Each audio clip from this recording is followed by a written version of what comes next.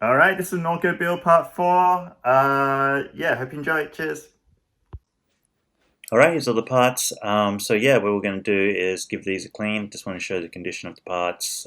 So yeah, pretty dirty overall. There's rust bits here and there. You can see on that washer, on the little spring there. Um, yeah, you can see the bottom bracket's super rusted through. Some of the bolts are rusted as well, but everything was in okay condition, I think.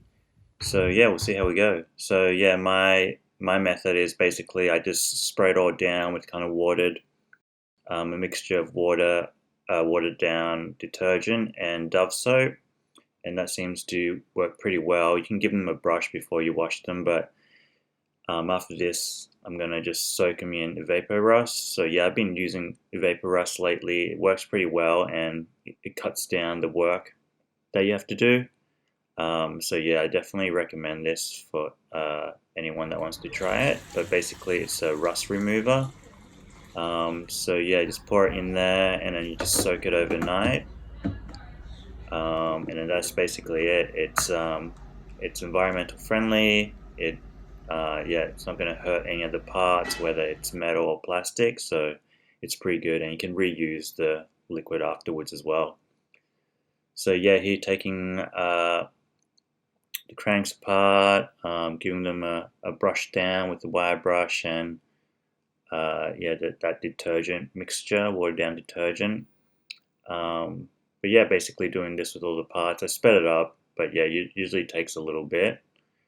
Um, and then here, yeah, just chucking these parts into Vapor Rust as well. So I did one set at the beginning and this is the second set. And yeah, just leave it overnight, and then you can just pull it out the next morning, and then it should be pretty clean.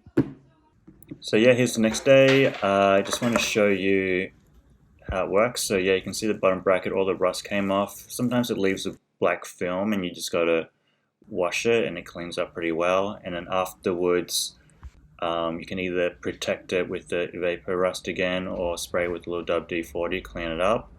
I usually just do the WD-40 method, and yeah, here's all the parts, nice and clean.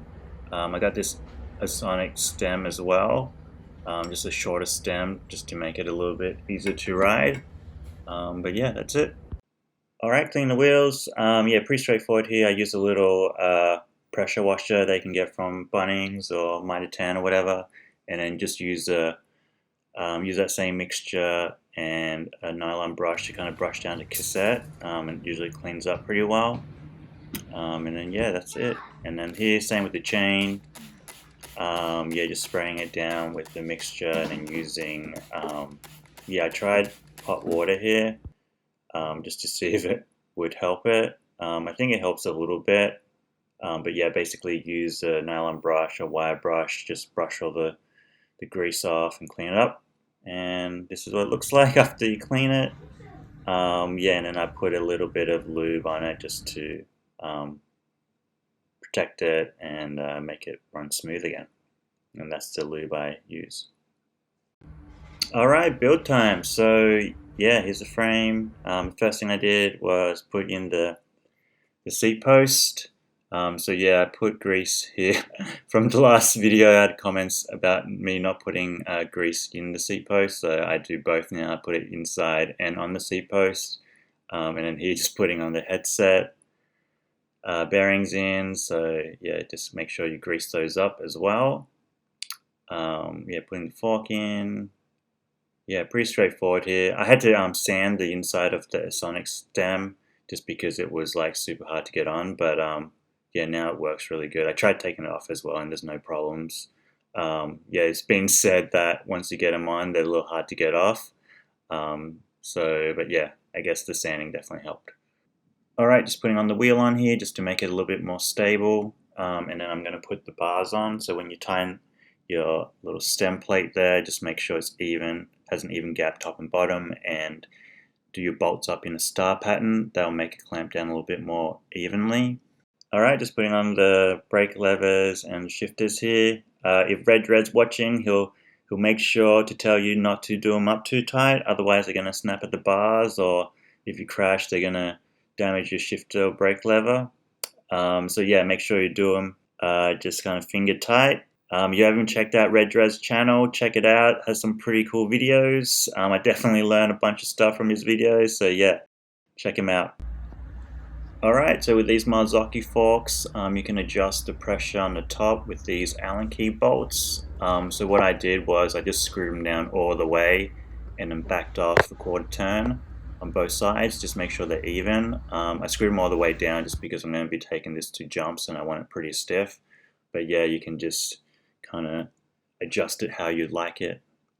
Here, and then just putting on the V-brakes here, pretty straightforward. Just grease up the canty bit where it rotates, pretty straightforward. Here, putting the back wheel on, yeah, you can see me greasing up those points there. Just make sure I don't get grease inside the hole, and then yeah, just tighten those up. And then putting on the brake pads as well. Nothing too difficult here. I just press the V-brakes together and line it up with the rim. Putting on the rear D. Here, putting on the bottom bracket, make sure you just grease it up. You can see from the original video how much of a hard time I had trying to get it off. So yeah, I just want to make sure that doesn't happen again. So yeah, make sure you grease it up. Here, just putting on the chain rings on the crank arm here, pretty straightforward. And then here, yeah, putting on the crank arms. I put grease on the taper there. If you ever stripped crank arms, you'll know why. But yeah, just make sure you do them up tight. And then here, just putting on the front derailleur on. And then yeah, just measuring out these Odyssey grips, cutting them down a little bit. Yeah, I just use scissors, so the rubber cut's pretty good. And yeah, they're pretty soft, so I like them a lot. I rate them. So yeah, the bar ends didn't really fit. So what I need to do was, I did this on my Marin as well. So yeah, just take that bolt out and I just cut 2 of those things off. And then you should be able to kind of like push it in or hammer it in. Here, putting on the grips, I just use water. I know people like to use alcohol or use hairspray, stuff like that. Water works fine for me. So yeah, I don't get any slippage. So yeah, I'm just going to keep doing that. And then here, yeah, just adjusting the brake levers again. Just make sure that the right angle, make sure they're comfortable for you. Yeah, you can see how it works. Here, just reusing some of the old housing. Where housing it's kind of battered up, you can't reuse, or if there's rusted, I probably wouldn't reuse it. But sometimes you can cut off that area and then it might be fine underneath. But yeah, make your own judgment here. But yeah, it's good to reuse it when you can. Yeah, so when you're measuring out housing, just make sure, yeah, you bend the derailleur, make sure it doesn't trip you up. But yeah, all of these were kind of pre-measured, so they were fine. I did trim some down a little bit, but it ended up working. And then just use rubber bands to kind of hold the brake in place. So it's going to give you the true length of the brake housing there. That's kind of a tip that I do. Alright, here just flipping the tires. Yeah, so from the first video, someone put the tires on back to front. So yeah, just fixing them up. Pretty straightforward here. These tires and rim combination was pretty good. I didn't even have to use tire levers, so I was pretty stoked on that. But yeah, not too difficult, this one. And here, reusing cables as well. Sometimes I have some old cables. I think some of them were off the bike. But yeah, basically, if they're not kinked, I tend to reuse them. Yeah, if they're not kinked or rusted. Here, yeah, you can see a little kink. Sometimes, if the kink's on the bottom end, you might be able to use your rear gear cable for your front gear cable. You just cut it off.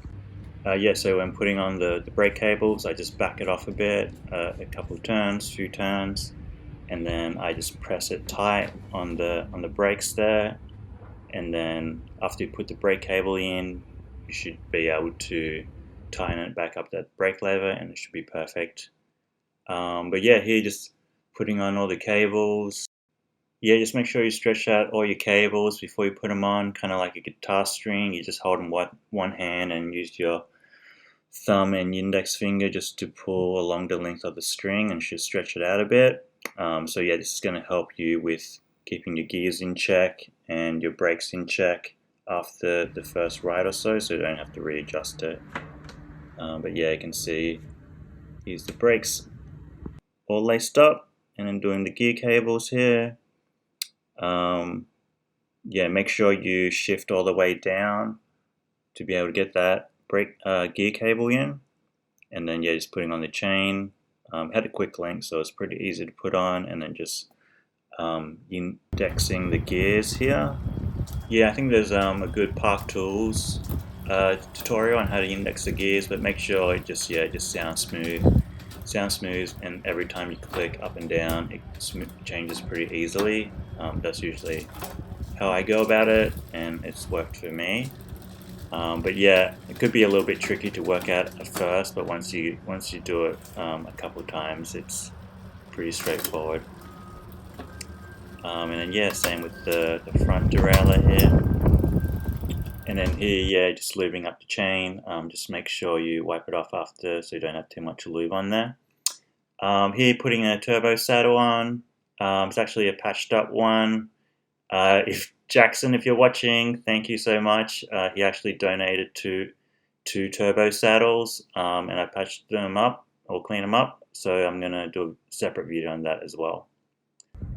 Here, just reusing some of the old cable ends. Yeah, I had a few comments when I didn't use them in my past videos, so I make sure to put them on now. And then here, yeah, just putting on the pedals. I took the bike off the stand to get a little bit more leverage. Yeah, so that's basically it. Here's the old bike, and here's the new one.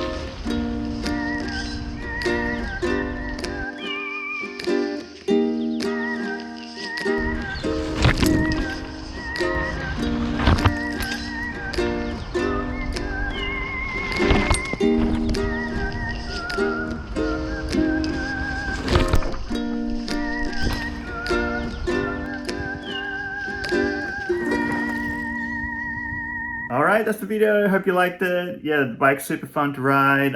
Once it gets a little dry out, I'll take you some dirt jumps, make a video on that. Yeah, let me know what you think in the comments, and stay tuned for the next one. Peace.